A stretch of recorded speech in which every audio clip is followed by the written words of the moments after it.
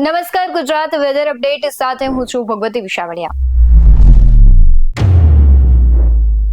રાજ્યમાં હાલ મિશ્ર વાતાવરણ દેખાઈ રહ્યું છે। ક્યાંક ઠંડી, ક્યાંક ગરમી તો ક્યાંક વરસાદ પણ પડી રહ્યો છે। આ બધાની વચ્ચે હવામાન નિષ્ણાંતો છે તેમણે મોટી આગાહી કરતા કહ્યું છે કે આગામી દિવસોમાં વરસાદ પડશે, એટલે કે કમોસમી વરસાદ પડવાથી ખેડૂતોને નુકસાન થવાની ભીતિ સેવાઈ રહી છે। સાથે જ જે પ્રમાણે અત્યારે સવારે છે ઠંડી લાગી રહી હોય તો બપોરે છે ક્યાંક ગરમી ઉકળાટ પડી રહ્યો છે, તો અમુક એવા વિસ્તારો છે કે જ્યાં વરસાદી છાંટા પણ પડી રહ્યા છે। ખેડૂતોનો ઊભો પાક છે, શિયાળુ પાક તૈયાર થઈ ગયો છે, તેને ક્યાંક નુકસાન થવાની ભીતિ સેવાઈ રહી છે।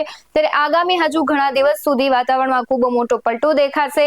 અને બીજી બાજુ ત્રણ છે એક સિસ્ટમ પણ સક્રિય થઈ ગઈ છે અને સિસ્ટમો છે એને લીધે ક્યાંક ને ક્યાંક ગુજરાતના અરબી સમુદ્ર અને ખાસ કરીને મધ્ય ગુજરાતમાં વધારે પડતી તેની અસર જોવા મળી રહી છે। ત્યારે હવે છે રાજ્યના ખેડૂતો માટે ચિંતાજનક સમાચાર આવ્યા છે। જાણીતા હવામાન નિષ્ણાંત અંબાલાલ પટેલ દ્વારા રાજ્યના હવામાન અંગે નવી આગાહી જાહેર કરવામાં આવી છે। તેમના અનુમાન પ્રમાણે વાત કરવામાં આવે તો આગામી 48 કલાક દરમિયાન ગુજરાતના હવામાનમાં નોંધપાત્ર ફેરફાર જોવા મળી શકે છે। ખાસ કરીને ખેડૂતો માટે આ સમય સાવચેતીનો છે।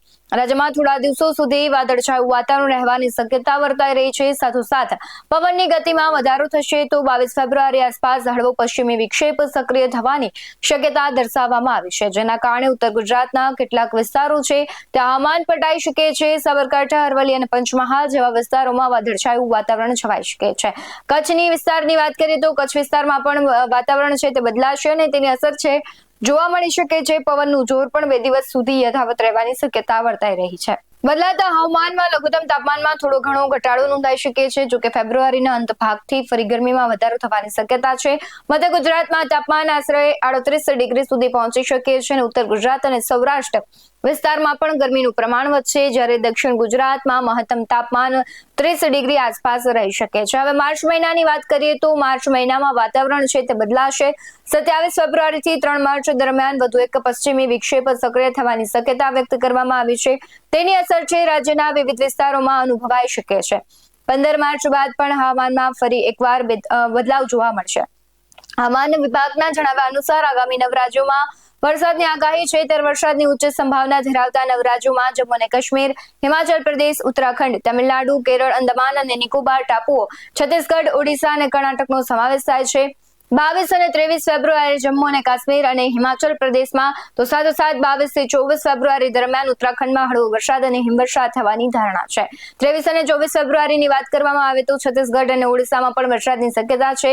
21 અને 22 ફેબ્રુઆરીએ તમિલનાડુ અને કેરળમાં 35 થી 45 કિલોમીટર પ્રતિ કલાકની ઝડપે વાવાઝોડા અને ભારે પવન સાથે વરસાદની આગાહી છે। ખેડૂતોને સાવચેતી રાખવાની સલાહ આપવામાં આવી છે, કારણ કે રાજ્યમાં ઘણા બધા એવા વિસ્તારો છે કે ત્યાં વરસાદ પડી રહ્યો છે અને આ કમોસમી વરસાદને લઈને જે ઊભો પાક છે તેને નુકસાન થવાની ભીતિ પૂરેપૂરી સેવાઈ રહી છે અને આગામી દિવસોમાં પણ ક્યાંક ને ક્યાંક હજી વાતાવરણમાં મોટા પલટા આવશે। જો તમારા વિસ્તારમાં વરસાદ છે તો એ વિડીયો તમે અમને અમારા વોટ્સએપ નંબર પર મોકલી શકો છો। બાકી આવા જ વધુ અહેવાલો સાથે ફરી મળતા રહીશું। તમે અમારી યુટ્યુબ ચેનલને સબસ્ક્રાઇબ કરવાનું, અમને ફેસબુક અને ઇન્સ્ટાગ્રામ પર ફોલો કરવાનું ભૂલશો નહીં। બાકી નવી અપડેટ્સ મેળવવા માટે આપ જોતા રહો BS19 ન્યૂઝ। નમસ્કાર।